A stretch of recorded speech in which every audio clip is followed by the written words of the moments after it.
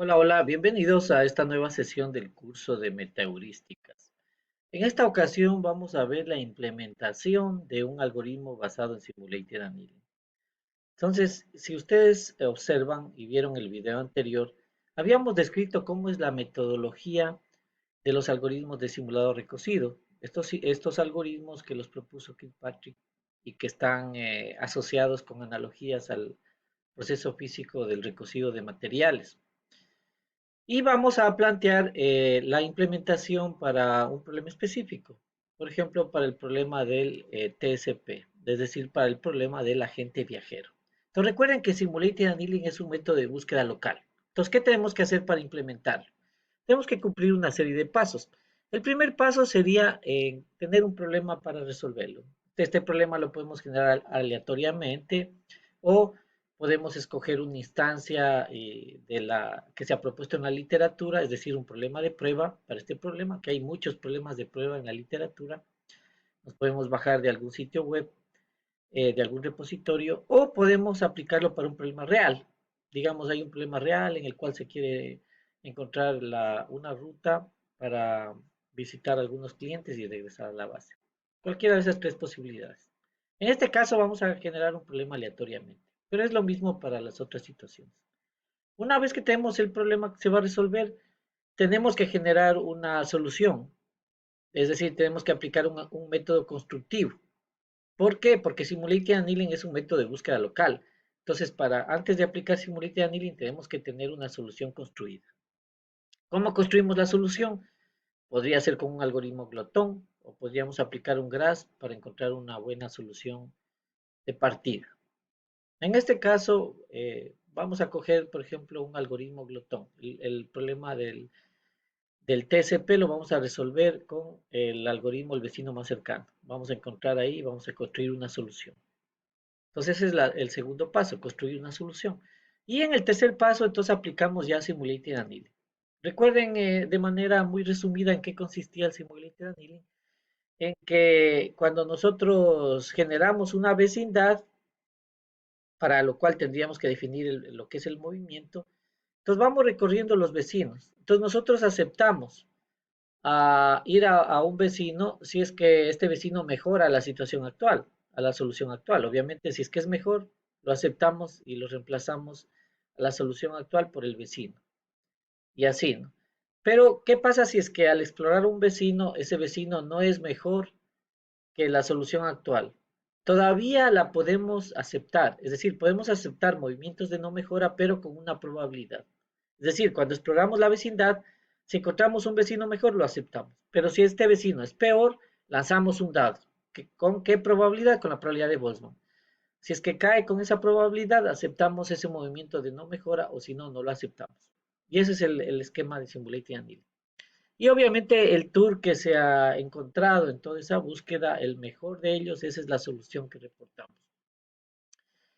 Bien, entonces aquí justamente les voy a mostrar cómo sería el código en lenguaje Wolfram. Primero generemos datos aleatoriamente. Digamos que tenemos 100 clientes, 100 nodos a visitar. Y voy a ponerle una semilla aleatoria para que siempre se me genere la misma solución, esta que la generamos aleatoriamente, ¿no? Entonces, genero aleatoriamente coordenadas en el cuadrado 0, 100, 100 coordenadas. Y aquí, por ejemplo, los grafico, incluso les puedo dar un nombre a estos clientes, entonces selecciono random word, es decir, selecciono una palabra aleatoria y eso le voy a asignar a cada uno de estos puntitos. Para decir, digamos, estos puntitos tienen unos nombres, son estos clientes, ¿no? Entonces aquí están los clientes generados, ¿no es cierto? Que serían 100. Aquí hay 100 puntitos, ¿no? El cuadrado 0, 100. Entonces vamos a encontrar aquí el tour que se recorre, tratar de encontrar el tour que recorre en la menor distancia recorrida. Entonces, la primera parte que es generar un algoritmo constructivo, todos ya lo sabemos cómo hacer. Por ejemplo, un algoritmo glotón, que sería lo más simple. Eh, entonces, por ejemplo, si es que utilizamos distancias de Manhattan o distancias euclidianas, ¿no? En este caso le aplico distancias de Manhattan para encontrar la matriz de distancias entre cada puntito. Y el algoritmo del vecino más cercano, que es bastante sencillo y que lo hemos abordado en otros videos, aquí está. Entonces veamos qué solución saca este algoritmo del vecino más cercano.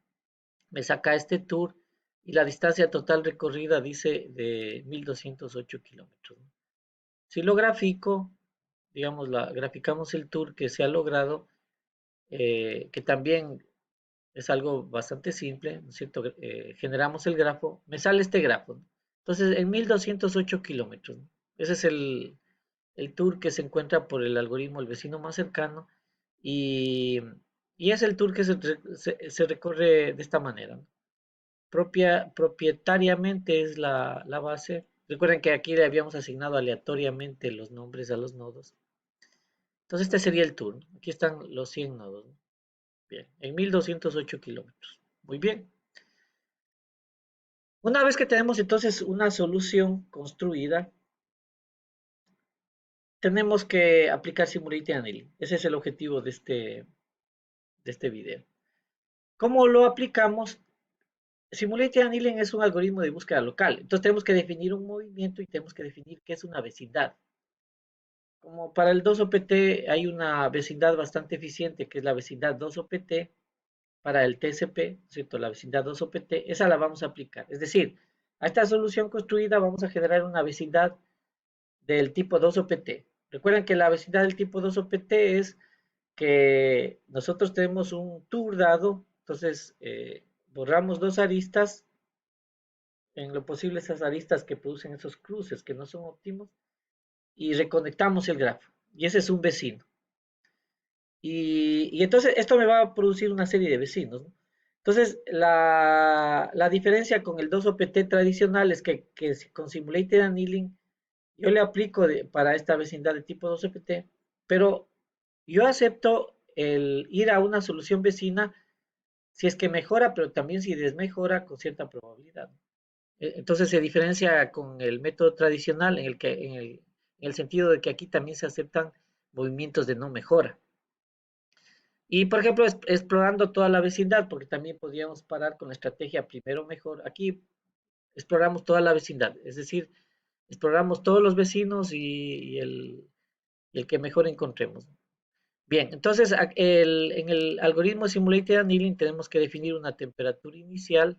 Por ejemplo, aquí la planteamos en 300 grados, la temperatura inicial.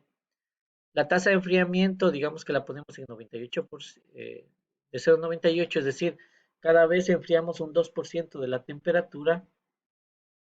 Y la temperatura de congelación, digamos que le ponemos en 0,01 grados. Entonces, cuando ya llega la temperatura de congelación, para. O cuando ya se ha hecho este número máximo de iteraciones, también para. ¿No es cierto? Entonces, miren, la diferencia en el algoritmo tradicional de los 2OPT es que le incluimos esta, esta condición de parada, ¿no? Entonces, solo hacemos si es que la temperatura es más alta que la temperatura de congelación. Hacemos, ¿no? Y si el número de iteraciones es menor o igual que el número de iteraciones máximo. Entonces, todo esto es lo mismo en realidad esto no es ninguna diferencia con el 2OPT tradicional. Esto es lo mismo, ¿no? Encontramos el vecino y encontramos cuál es la distancia que se recorre en esa solución vecina. Aquí, entonces, ya viene digamos, el aporte de Simulated Annealing. Encontramos la diferencia entre la distancia recorrida en esta solución vecina y la distancia recorrida, digamos, en la solución actual, que es esta DSA, significa la distancia recorrida en la solución actual. Entonces, ¿qué pasa si es que esta diferencia es negativa? Significa que la nueva distancia en este vecino fue mejor, porque entonces fue más pequeña que la distancia de la solución actual. Entonces, si es que esta diferencia es negativa, aceptamos, ¿no? Aceptamos, y entonces la distancia actual es esa distancia y el tour actual de la solución actual es ese tour que encontramos aquí, del vecino. Entonces ahí no hay nada diferente con el algoritmo del 2OPT tradicional. Pero ¿qué es lo que cambia? Que también, por eso aquí está el O, si es que esta diferencia es negativa o si es que es positiva, si es que es positiva significa que desmejoramos, porque esto significa que la distancia que se está recorriendo en esta solución vecina está más grande que la distancia de la solución actual. Es un movimiento de no mejora. Entonces dice, a ver, Si es que es negativa, es decir, si mejora, lo aceptamos. O si desmejora, pero además, este, esta, esta, este dado aleatorio cae con una probabilidad menor que E a la menos diff sobre T, que es justamente la probabilidad de Boltzmann, aceptamos. ¿Ya? Esto aquí le ponemos para que no sea tan pequeña, digamos, la temperatura, porque E a la menos, aquí nos va a quedar el, el menos diff sobre T menos 20, E a la menos 20 es un número demasiado pequeñito. Entonces, digamos, eso es prácticamente el cero. Entonces, este de aquí es justamente la clave, ¿no? O sea, que nosotros aceptamos si es que es un movimiento de no mejora, pero si es que al lanzar el dado esto es menor, la probabilidad de esta es menor que E a la menos diff sobre T. Porque recuerden que aquí esa es la probabilidad justamente de la clave, ¿no? Imaginemos que al principio la temperatura está alta, entonces esto es 0.6, digamos, ¿no? Si es que esto fuera 0.6, significa que si es que, que hay un 60% de probabilidad de aceptar un movimiento de no mejora. Entonces yo lanzo un dado. Este random real es un número real entre 0 y 1. Entonces lo que va a escoger es aleatoriamente un número aleatorio entre 0 y 1. ¿Ya? Digamos, escoge al hacer esto, el random real toma el valor 0,4.